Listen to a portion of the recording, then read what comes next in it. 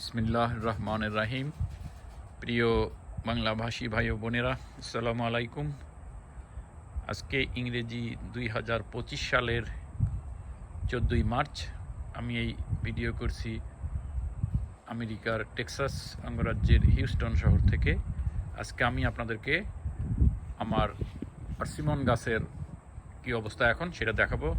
আমি গাছ নিয়ে দেখাচ্ছি। দেখেন, এই পার্সিমন গাছে আমার নতুন পাতা আসা শুরু হয়েছে। দেখেন, সব ডালে ডালে নতুন পাতা আসতেছে, কেবল পাতা বের হওয়া শুরু হয়েছে, সপ্তাহখানেক হলো। দেখেন, এখন তাপমাত্রা বাড়ছে আমাদের এখানে। শীতকালে এই গাছগুলোর কোনো পাতা থাকে না, সব পাতা ঝরে যায়, একটা পাতাও ছিল না। কাজেই পাতা ঝরে গেলে চিন্তা করার কোনো কারণ নেই। পরে আবার গরম পড়লে স্প্রিংয়ের সময় আবার এই দেখেন পাতা বের হচ্ছে, সব ডালে ডালে পাতা বেরোচ্ছে। আমার গাছটা দূর থেকে দেখাই কি সুন্দর হয়েছে। গাছটা একদম ছাতার মতো, চতুর্দিকে ডালপালা বেরোইছে। আমি দূর থেকে দেখালে আপনারা বুঝতে পারবেন। দেখেন, চমৎকার হয়েছে আমার এই গাছটা, খুবই সুন্দর হয়েছে। এটা প্রায় 6 বছরের পার্সিমন গাছ, এখন প্রচুর ফল আসতেছে। গত সিজনেও প্রায় 300-র মতো ফল টিকছিল। এবার আমি কিছু ডাল প্রুনিং করে দিছি, আমি দেখাচ্ছি। এই ডালটা কেটে ফেলছি, এই দেখেন এই ডালটা কেটে ফেলছি। আরও কিছু ডাল আমি মাঝে মাঝে কেটে ফেলছি। এখানে দেখাই, আমি এই ডালটা কেটে ফেলছি। তারপরে এই পাশেও আমি ডাল কেটে ফেলছি। এখানে একটা ডাল ছিল, এই ডালটা আমি কেটে ফেলছি, যাতে পর্যাপ্ত আলো বাতাস চলাচল করতে পারে, আলো আসতে পারে, বাতাস চলাচল করতে পারে। এই ডালটা আমি কেটে ফেলছি এখানে। এবং মাথাটাও আমি দেখেন, এই পাশের মাথাটা আমি কেটে দিচ্ছি, যাতে আর বেশি উঁচু না হয়। কেননা ফল হলে পরে আমি এই ফলগুলো পাখির উপদ্রব, কাঠবিলাইয়ের উপদ্রব থেকে রক্ষা করার জন্য, ইঁদুরের উপদ্রব এসব থেকে রক্ষা করার জন্য আমি ব্যাগিং করি। কাজেই যাতে মাটির থেকে ব্যাগিং করা যায়, বা ছোট্ট একটা লেডার দিয়ে উঠেই ব্যাগিং করা যায়, ফলগুলো ব্যাগের ভিতর রাখা যায়, এই জন্য আমি গাছের উচ্চতা বাড়তে দিতেছি না।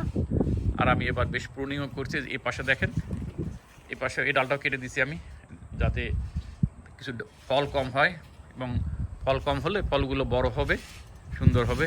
দেখেন, আমি ঘুরে ঘুরে দেখাই গাছটা। এই হলো আমার পার্সিমন গাছের বর্তমান অবস্থা।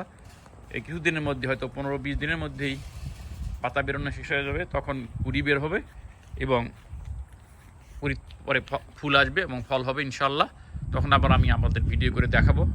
দেখেন, দূর থেকে দেখাই, চমৎকার হয়েছে আমার এই পার্সিমন গাছ, এবং সুন্দর। এবার এই যে পাতা বেরোচ্ছে, দেখেন আমি নিচে কি দিছি পার্সিমন গাছের গোড়ায়। আমি শুধু কম্পোস্ট সার, জৈব সার দিয়ে আমার চাষবাস করি। দেখেন, এই গোড়ায় আমি কম্পোস্ট সার দিছি, জৈব সার। এছাড়া আমি দিছি হলো আমার কিচেনে যে সবজির খোসা হয়, সেই সবজির খোসাগুলো আমি সেভ করে আমি মাটির নিচে পুঁতে দিই। তো সেগুলো দিছি, আর কিছু জৈব সার দিচ্ছি। দিয়ে আমি যে আমার লনের ঘাস কাটি, সেই ঘাসের মাথাগুলো জমা হয়, সেই মাথাগুলো দেখেন আমি একটা পটের মধ্যে রাখি। সেগুলো শুকালে পরে এই গোড়ায় ঢেকে দিচ্ছি, যাতে এটা রস সংরক্ষণ করতে পারে। পানি দিলে পরে যাতে সূর্যের তাপে পানি উড়ে না যায়, এই জন্য এটা আমি মালচিং হিসাবে আমি এই গ্রাস মানে ক্লিপিংস, যেটা যে ঘাসের মাথাগুলো ঘাস কাটার সময় জমা হয়, সেই মাথাগুলোতে ঢেকে দিচ্ছি। মাঝে মাঝে পানি দেই। এছাড়া আমি আর কিছুই দেবো না ইনশাল্লাহ। আমি আমার এই বাগানে কোনো রাসায়নিক সার দিই না এবং কোনো কীটনাশক ব্যবহার করি না। আমি এই দেখেন, দূর থেকে দেখাই, চমৎকার হয়েছে আমার এই 6 বছরের পার্সিমন গাছ। প্রচুর ফল হইতেছে এখন। এই হলো পার্সিমন গাছের অবস্থা। কয়েকদিন পরে, 15 দিন বা 20 দিন পরে, আমি যখন আবার ফুল আসা শুরু হবে, ফুলের কুড়ি হবে, তখন ইনশাল্লাহ আবার আপনাকে দেখাবো কত সুন্দর এই গাছটা। এছাড়া আমার বাগানে 5 জাতের জুজুবি আছে, চাইনিজ ফল এটা জুজুবি। সেই জুজুবিরও গাছে কুড়ি আসা, পাতা আসা শুরু হয়েছে।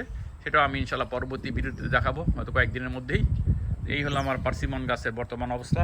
কাজেই পার্সিমন গাছের যদি যখন পাতা ঝরে যাবে, তখন চিন্তা করার কোনো কারণ নেই, কেননা পাতা আবার শীতকালে ঝরে যায় এবং গরমকালে আবার পাতা বের হয়। এই হলো পার্সিমন গাছ চাষবাসের অবস্থা। তো আপনারা পারিবারিক হিসাবে চাষবাস করতে পারেন, কিন্তু কমার্শিয়াল চাষ করলে আগে ট্রায়াল দিয়ে তারপরে করেন, কারণ এখানে খুব উপদ্রব ফলের বিশেষ করে পাখি, কাঠবিড়ালি এবং ইঁদুরের খুব উপদ্রব হয়। ফলটা দেখতে খুব সুন্দর হয় যখন পাকে, এই জন্য খুবই উপদ্রব হয়। এই জন্য সব কিছু চিন্তা ভাবনা করে আপনার বাণিজ্যিক চাষাবাদ করবেন। লাভ দিয়ে লাখ টাকার চারা কিনে পরে দেখা গেল নানান বিদ্রুপ। কাজেই সব চিন্তা ভাবনা করে ট্রায়াল প্রথমে অল্প কিছু করে চাষবাস করে তারপর আপনার দেখবেন বাজার পান কিনা, মানুষের পছন্দ করে কিনা, লাভ হয় কিনা, তারপরে আপনারা বাণিজ্যিক চাষাবাদ করতে পারেন। কাজেই এই প্রতারক চারা বিক্রেতাদের কথা শুনে লক্ষ লক্ষ টাকা আগে ইনভেস্ট করে না, এই আমার অনুরোধ। তো আমার এই পার্সিমন গাছের অবস্থা দেখালাম, পরে আবার দেখাবো ইনশাল্লাহ। আপনারা সবাই ভালো থাকেন, সুস্থ থাকেন, দোয়া করি। আমাদের জন্য দোয়া করবেন যাতে আমরা ভালো থাকতে পারি, সুস্থ থাকতে পারি। আল্লাহ হাফেজ।